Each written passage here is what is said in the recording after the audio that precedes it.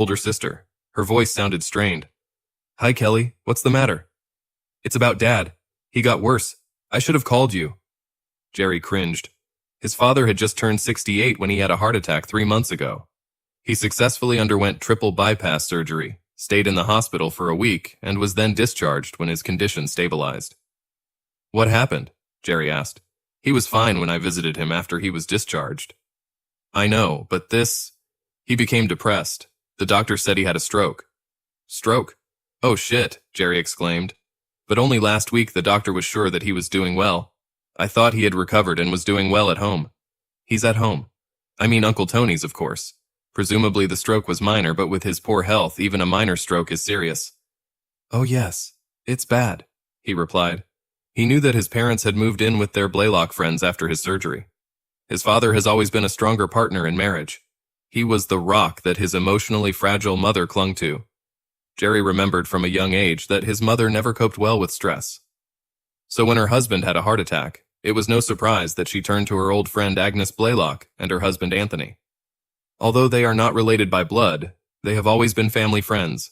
Jerry, Kelly, and his other sister Katie considered the Blaylocks almost part of the family.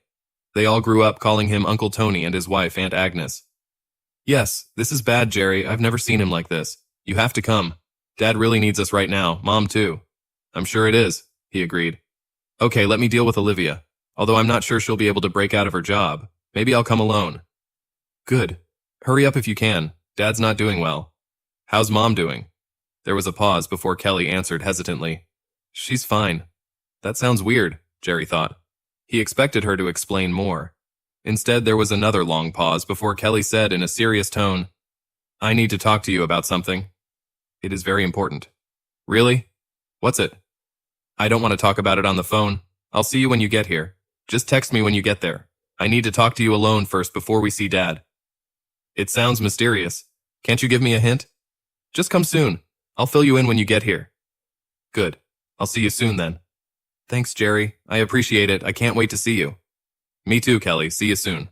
Jerry hung up the phone. It was a strange end to their conversation. He couldn't imagine what she needed to tell him, what she couldn't say on the phone. He'll just have to figure it out later. Jerry knew that his father's health had not been very good lately. He never liked going to the gym, and he didn't have an exercise regime. However, for many years he worked hard as an auto mechanic. He was drafted right after graduating from high school, received military training, and repaired military vehicles during his tour during the Vietnam War. Despite the fact that Frank Kilroy did not participate in combat, he was always proud of his military service. He never talked about it with anyone other than family members. Even in the family circle, he only rarely mentioned something about it. If asked, he always replied that it was his duty to serve and he was proud of it. Jerry once asked if he had ever been tempted to evade the draft. He said it as a joke to tease his father a little. A sharp look and a firm, "Never. Not in this damn life," his father replied, making it clear that this was never an option. Jerry never joked about it again. Jerry did know something about his time in Vietnam. Frank was away from the main battlefields, but apparently not far enough, because a couple of years later he participated in extinguishing the fire. He was seriously injured when shrapnel hit him in the neck and legs as a result of the explosion. The neck injury was gone, but the leg injury was difficult. Since then, he has walked with a pronounced limp. Frank ended his 4-year tour in a hospital bed in Saigon before he was sent back to the States. It was a few years later when he met Edith, his wife. They got married and immediately gave birth to Kelly. 2 years later, Katie was born to them. They decided that 2 girls were enough. So Edith took pills, and for the next 10 years they were a family of 4. It was amazing to discover that Edith got pregnant again when she was in her 30s.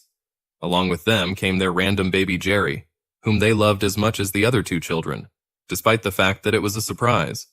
When his wife returned home from work, Jerry informed Olivia about his father's poor health. As expected, she had already spent all her vacation days during their last visit to see his father. She couldn't afford to rest anymore. So Jerry took a few days off the following week, left the house on Friday evening after work, loaded the car, and kissed his wife goodbye. It was a 4-hour drive to his hometown, but he was in a hurry and tried to get there faster. A few miles from his destination, he texted his sister, "Meet me at Casson's Diner. You know where it is, right?" Kelly wrote back, "Yes, in 20 minutes. Kelly was already waiting for him in the booth and waved at him. Her light brown hair and fair features reminded him of their mother, who was naturally blonde. Katie also had blonde hair and a fair complexion. Jerry always felt that he looked like his father, even though he was taller than him and had darker hair. He was also more muscular than his father, had dark hair, almost black, and could grow a beard in a couple of weeks. Even when he shaved in the morning, by the time he returned home from work, he had a distinct, unshaven appearance. Kelly jumped up from her seat and they exchanged warm hugs and kisses. "I'm glad you came, Jerry." "Of course, I want to help." Jerry noticed the worry on her face. Something serious was bothering her. They ordered coffee and everyone had pastries. When the waitress left, Kelly shot her younger brother a nervous glance and quickly lowered her eyes. "I do not know how to tell you this," she said, staring at the table and biting her lip. "Just say it, Kelly. I know it bothers you." "Good." She took a deep breath and exhaled. "Jerry, there's something you don't know about our family. It's about Uncle Tony." "Good. You remember that Mom and the Blaylocks are college friends." "I knew that." "Mom and Aunt Agnes used to live in the same room. They all went to the same college and met Uncle Tony there." "I know that too. A couple of years after college, Mom met Dad at some party and here we are. So what? Well, they've all been friends ever since. Mom and Dad got married, and a few years later, Tony and Agnes got married too. Yes, Mom was Agnes's bridesmaid." "That's right. I do not know if you know about this. Before you were born, Dad had to leave town for a few months to attend classes at the mechanics school. He was new to the company, and classes were held quite far from home. The company said that he could only return home once during this study, and only for a couple of days. He used his veteran's allowance to pay for it. During the time that he was gone, it seemed to me that my mother became depressed and went a little crazy." "Are you crazy? What does it mean?" Kelly shook her head and blurted out, "She did something stupid, Jerry. She had an affair with Tony." "What?" he exclaimed too loudly. The other customers looked at him, so he tried to control his voice and said in a lower tone, "Mom, was she having an affair? With Uncle Tony? What the hell?" "Yes, Mom is really an idiot, I know that now." Jerry leaned back in his chair and tried to recover from this unexpected news. Did his mother cheat on his father with Tony Blaylock? Unbelievable. "When did you find out?" he asked her.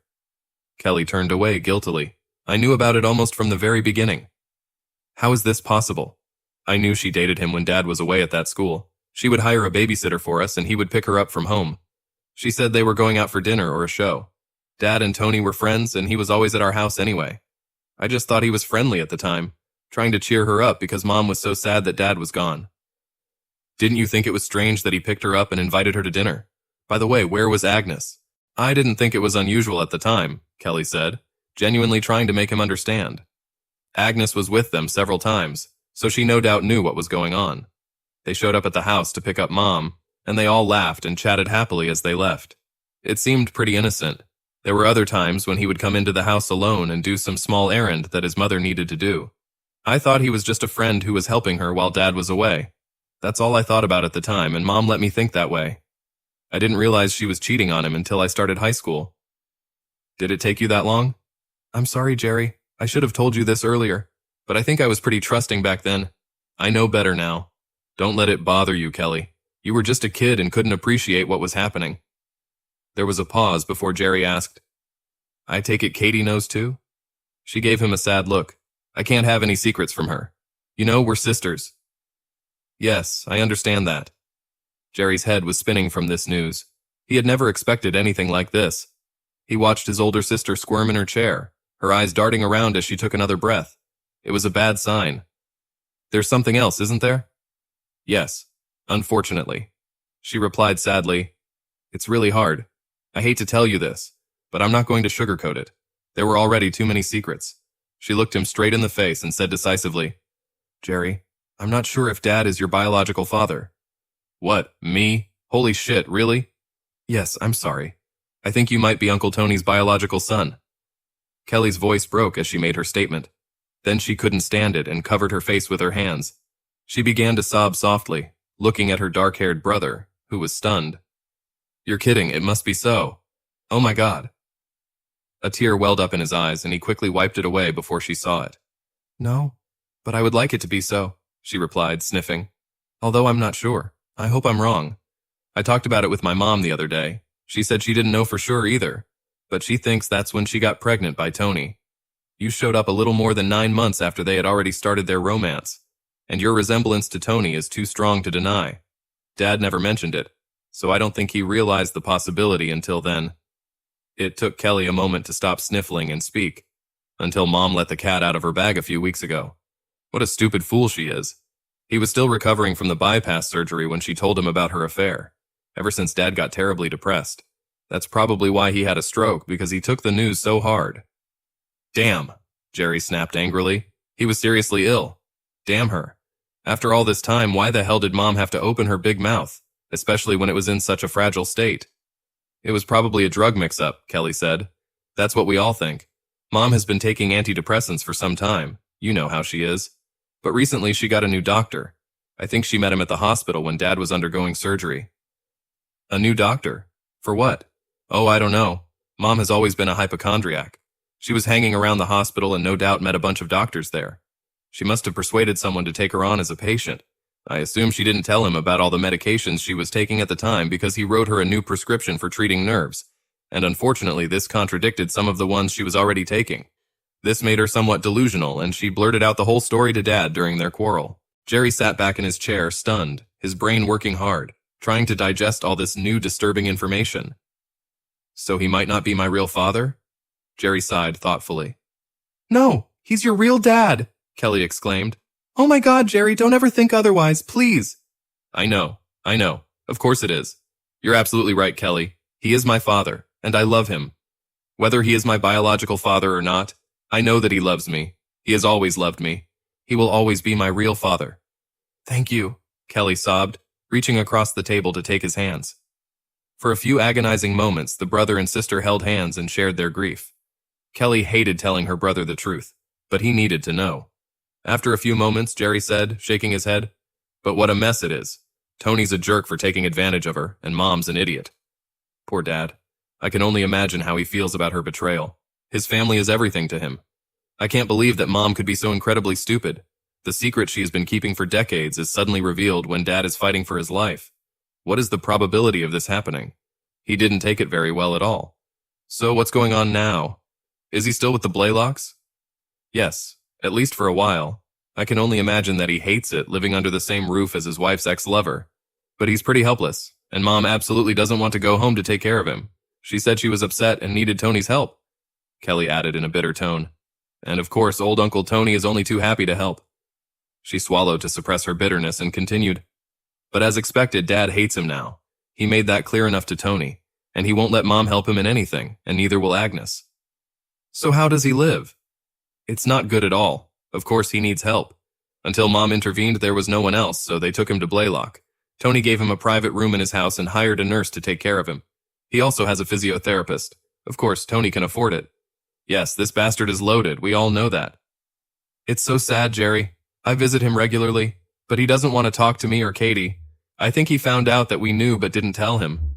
Now he feels that the whole family has betrayed him. He's so depressed that I almost cry when I see him. I can imagine. Poor Dad. What a pathetic payback for all his hard work. He has been a loyal husband and a great father all his life. Honest, hard-working, a great breadwinner, and look how it turned out. Shit. The brother and sister sat staring at the table, deep in thought. After a while, Kelly looked across the table to meet her brother's gaze. I know it's a shock to you. I didn't want to tell you, she confessed. But I love you, Jerry. We all love you. Don't think that this changes anything between us. Katie knows I'm talking to you right now, and she's saying the same thing. She couldn't be here right now. She'll be here tomorrow. By the way, she sends her regards. Thanks, Kelly. You will always be my sister, no matter what, and so will Katie. Kelly signaled for the check and asked him, Are you ready to visit Dad? Yes. I really need to see him and help him if I can. I just hope he doesn't take it too personally. You know how he is. Yes, he always had a strong sense of justice. It's either right or wrong with him. There's no middle ground. That's why it hurts so much. He can't accept Mom's apology or her reasons for behaving like that. He's a broken man, Jerry. I don't think he said 3 words to Mom since they found out. And he just glares at Tony. I can't blame him even after all this time. Mom has known about her affair for decades, but for Dad, it's still a fresh wound in his heart. The love he thought his mother had for him has now faded forever. Mom definitely doesn't think so, Kelly said sarcastically. She acts like she just told him she crashed the car. Mom says that her affair is in the past and that she has not been with Tony for many years. She doesn't understand why he takes it so hard. I told her that the fact that her affair had ended a long time ago was no less insulting to Dad. It just hit him quite recently and he's still suffering. He's still very upset. Jerry and Kelly rode separately. As they pulled into the long driveway, Jerry saw the familiar sight of the big Blaylock house. It was a 2-story mini-mansion with a huge landscaped courtyard, a swimming pool, and a round flower garden. Uncle Tony owned 3 car dealerships and several other businesses. His house was a symbol of wealth in their small community. Frank Kilroy and Anthony Blaylock were an unusual pair of friends. Tony's success in business, in contrast to Kilroy's modest financial position, made their friendship for many years incomprehensible. Of course, now that Jerry knew about Tony and his mother's affair, it made a lot more sense. Jerry and Kelly were met at the door by a gloomy-looking Aunt Agnes. Kelly and Agnes hugged and kissed, then Jerry hugged the older woman. The hug was hard and awkward when they pulled away. She was still a beautiful woman, slender, well-dressed, with perfectly styled silver hair. "Thanks for coming, Jerry," Agnes told him seriously. "I hope that seeing you here will cheer up your dad." "I hope so too." When they were shown into the living room, Uncle Tony appeared. He was over 6 feet tall and his stocky figure was dressed in an expensive silk suit. He had patent leather shoes on his feet that looked expensive. Smiling confidently, the older man stepped forward, hugged Kelly, and shook Jerry's hand. Jerry noticed his black hair, streaked with gray, slicked back. It gave him an outstanding appearance. "It's good to see you again, Jerry," Tony said with a smile. "I wish the circumstances were better, but I'm really glad you're here." "Me too." Drown. Jerry wanted to call him Uncle Tony, but restrained himself. "Do any of you want a drink?" "No thanks," Kelly answered, and Jerry just shook his head. "Where's Dad?" he asked. "In the office," Tony said, proudly pointing to the large room. "We did this on purpose for him when he was discharged. A fully functional hospital bed, a wheelchair with a motor. Everything is in order. All he needs is just ask." "Of course." Jerry and Kelly left the tall man and headed for the former den. Jerry was shocked by how small and helpless his father looked. The sturdy, confident man he had looked up to all his life was a shriveled shell of who he had been before. His head tilted to the side as he looked listlessly at his visitors. He was sitting in his wheelchair by the window. Jerry came over and hugged him. Frank raised his hand, which was still working, and shook his son's hand weakly. "Hi, Dad. It's a pity that you had a relapse," Jerry said, trying to start a conversation. Frank nodded weakly. His face showed no emotion, but his eyes were fixed on his son's face. He tried to say something, but the words came out slurred. Jerry leaned closer to hear the man's faint statement. At first he started to pull away, nodding as if he understood. But Frank held his son's hand resolutely, trying his best to repeat it many times before he saw something familiar in Jerry's eyes. During their unnatural conversation, Tony and Agnes left the room to give them privacy. Jerry finally realized that his father was telling him that he loved him, and that he would always be his son. Jerry felt tears welling up in his eyes. He heard a sniffling sound next to him and looked at Kelly. She heard what Frank said and cried, covering her face with her hands. Jerry began to choke too. "Me too, Dad," Jerry said to the old man in a trembling voice. "I love you, and I will always love you. I heard about the problem with Mom, but it doesn't mean a damn thing to me. Nothing changes between us. This will never happen, Dad." Frank held up one hand. The other hand hardly worked. Jerry finally realized that he wanted to hug again. He bent down again, and one of his father's hands held him with amazing strength. He didn't let her go right away. His mouth was next to Jerry's ear, and he was trying to whisper something. Jerry had to listen carefully to figure it out. Frank's words were slurred, but he was saying something that he clearly felt was very important. Something vaguely familiar, but incomprehensible. Maybe Frank was so excited that his words were so slurred that he couldn't tell exactly what he wanted. Jerry could feel his father getting upset. So he pulled away, feeling awkward because he couldn't understand him. They stayed with Frank for a while longer while Jerry talked about his wife and various trivial details of his job and family. When he mentioned that he wanted to see his mother, Frank's expression turned sour. He looked away from his son and fell silent. "I'll be back soon, Dad." Frank gave no sign that he had heard him. Edith was sitting in the large, exquisitely decorated kitchen and sipping coffee. There were empty plates on the table, so she must have just finished eating. His mother was wearing a colorful printed robe and slippers on her feet. Her hair was neatly styled, and she was wearing a little makeup. She saw her son enter the room, and her face broke into a smile. She stood up when Jerry came in and hugged him tightly. "Oh, Jerry," she blushed. "It's so nice to see you. I'm so glad you came." "Kelly called me, so I came to see Dad," Jerry told her. "She told me something interesting about you and Tony. It's a whole story." "I'm so sorry I kept you in the dark, honey." Edith spoke with a slight sadness in her eyes. "But I didn't want to upset you or your father. You can see how much he feels about it. I wish I'd never said a word." Holy shit, Jerry thought. However, she didn't seem too upset, and he was a little amazed at how well she took it. Her guilty plea was probably the reason her husband had a stroke. Jerry thought she would be embarrassed by her infidelity, or at least even more remorseful, given that it was her fault. I do not know what came over me, she continued with a sigh. I knew that Frank would be hurt to find out about my affair. That's why I never told him. It was just something between Tony and me, and Agnes, of course. It has never disrupted my marriage and has not affected Frank all these years. How long has it been going on? Jerry asked in a neutral tone. Oh, for a while, from time to time, his mother told him casually. Tony and I dated a little bit back in high school before he married Agnes. It's nothing serious. Everyone was dating back then. Agnes had a couple of guys she dated occasionally while Tony and I were dating. We were all such good friends. Even after we broke up and Tony started dating Agnes, we were still close and the three of us always went to parties and stuff. As she told her story, her gaze shifted from her son's worried face to the blurry spot on the wall.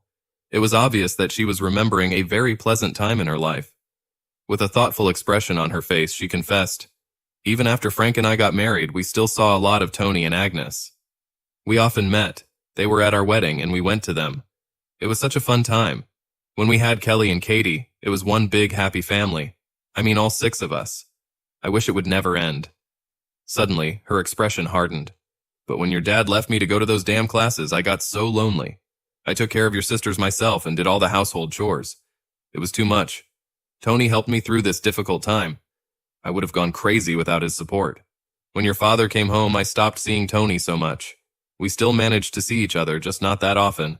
He was so sweet about everything. He took me all over the city and introduced me to many people. You know, he's a really great man. I hope you didn't tell Dad about this, Jerry asked, bristling.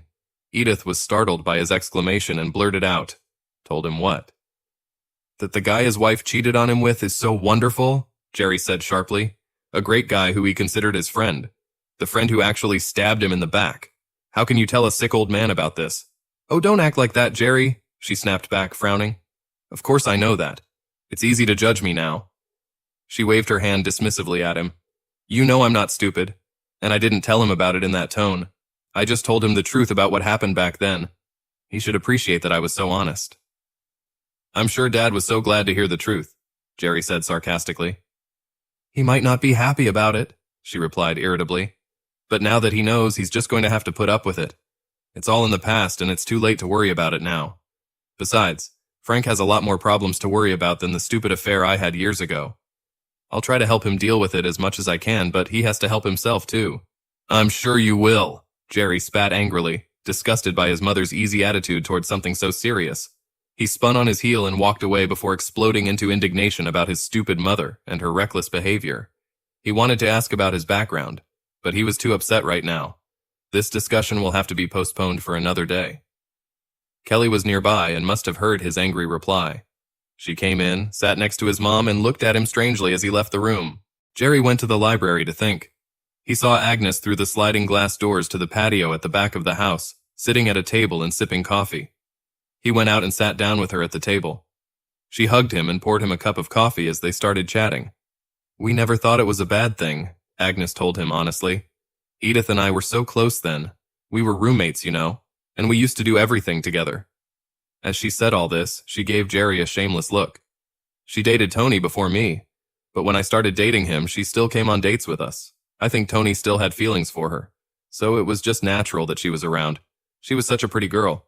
Everyone loved her, and I loved her company so much. Tony, too. We didn't think about it that badly. So, when Dad left for these classes? Jerry asked cautiously. Did you and Tony just start inviting her over? Yes. Dinner, dancing, drinking, and laughing. She sighed, gazing thoughtfully into space, reliving these memories.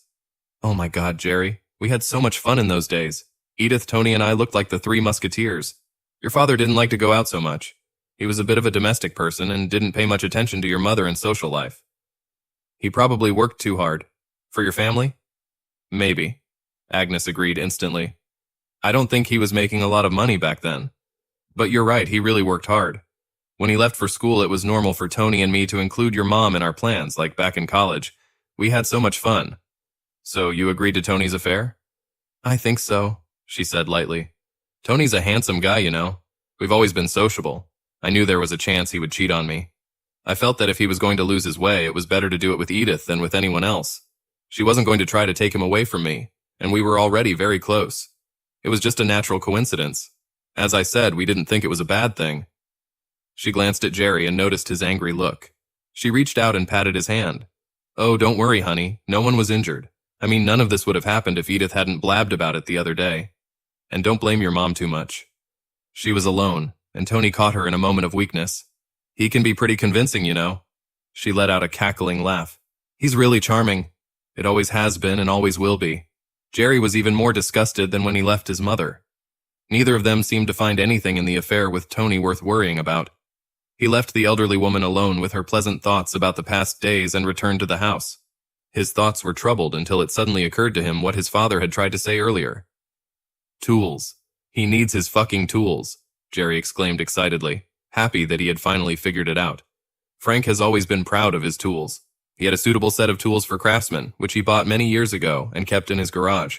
With his little money at the time, these tools cost him a fortune. In his mind, they always represented a symbol of his talent as a master mechanic.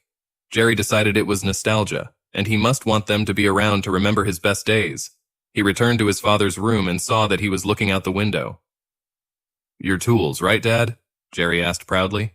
Do you want me to bring you your old tools from the garage? The old man's bitter frown disappeared instantly. His eyes lit up and his head began to nod up and down impatiently. Good. I know where they are. I think you want them to be here with you. I'll go get them, Dad. I'll be right back. Jerry went to his parents' house. It wasn't far. He had his own key and entered the garage, remembering those long days when he sat here and watched his father work on the car, trying to earn some extra money on the side for their struggling family. It was so like him to earn extra money on the side so that he could afford to do a few extra things for his wife and children. He was a wonderful father. Jerry felt a sad tear roll down his cheek and wiped it away. He just wanted Dad to be spared the pain of finding out that his wife had been cheating on him with his best friend all these years. Jerry brought the tools back to Uncle Tony. Tony left, but his mom, Kelly, and Agnes were in the middle of a heated conversation in the kitchen. They didn't even notice him entering the house when he went straight to his father's room. Despite all his flaws, Jerry couldn't help but notice how excited his father was when he received his tools. He waved his good arm in the air, pointing at the corner. Jerry put the tools where he pointed and sat down next to his father. They didn't talk. They both knew that he was too difficult to understand. Jerry just looked at the old man with all the love he had. He could see his father's eyes staring out from his disfigured face, those wary eyes that were brighter than before. When he got up to leave, Frank motioned for him to give him another hug.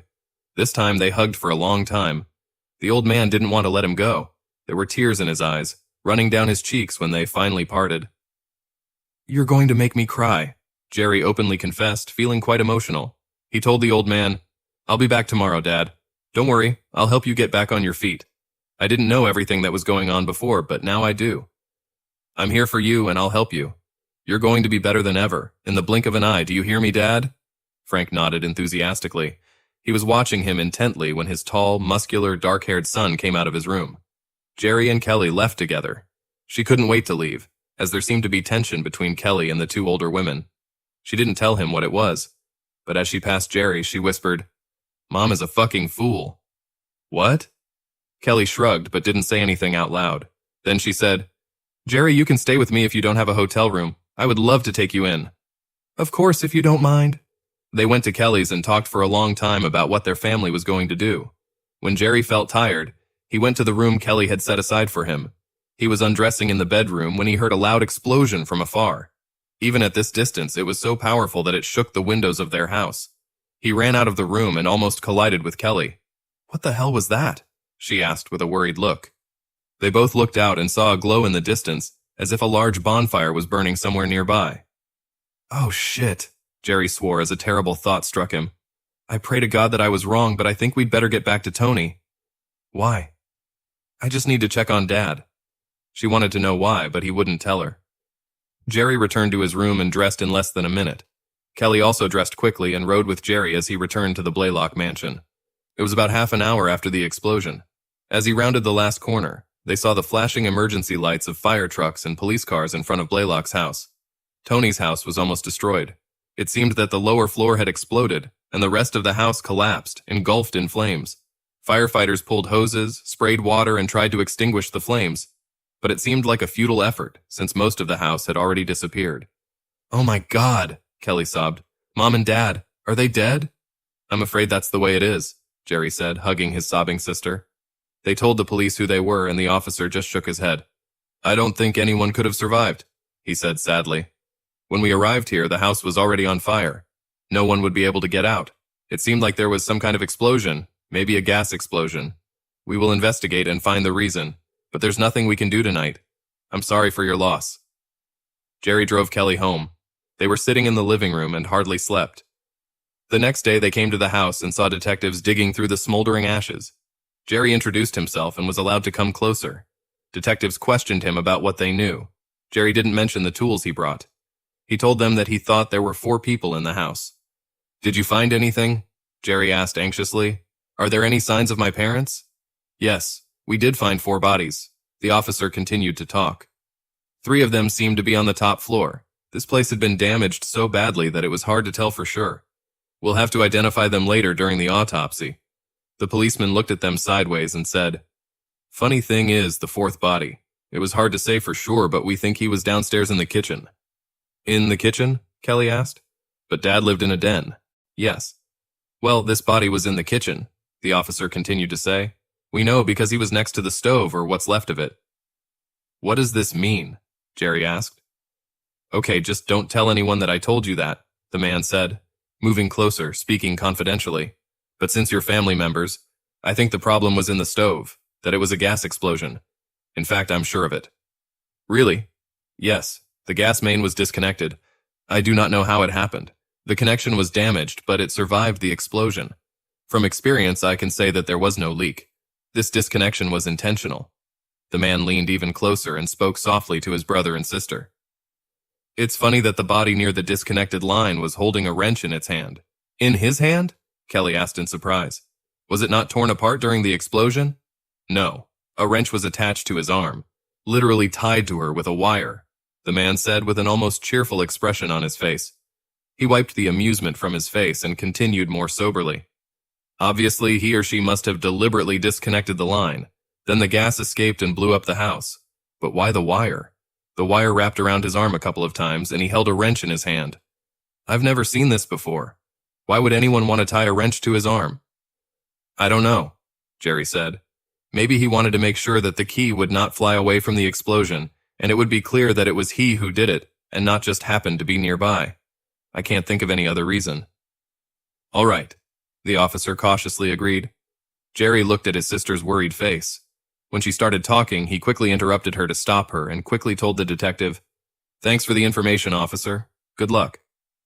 "Here's my business card if you have any questions," the man said, politely handing him his business card. "I feel sorry for your parents. I do not know what happened, but right now it does not look like an accident." Jerry and Kelly exchanged glances as they left. Now he knew for sure that his father had finally taken revenge on his cheating wife and her lover, or lovers if Agnes was involved, and Jerry had every reason to believe that this was the case. He was sure that Frank wanted to make sure that his son knew that he was taking revenge on them. It wasn't an accident. Jerry whispered sadly, "Message received, Dad." He hugged his sobbing sister. Jerry felt bad about losing his mother and was a little sad about losing Uncle Tony and Aunt Agnes. After all, they were so close to him when they were growing up. But he couldn't help but respect his father.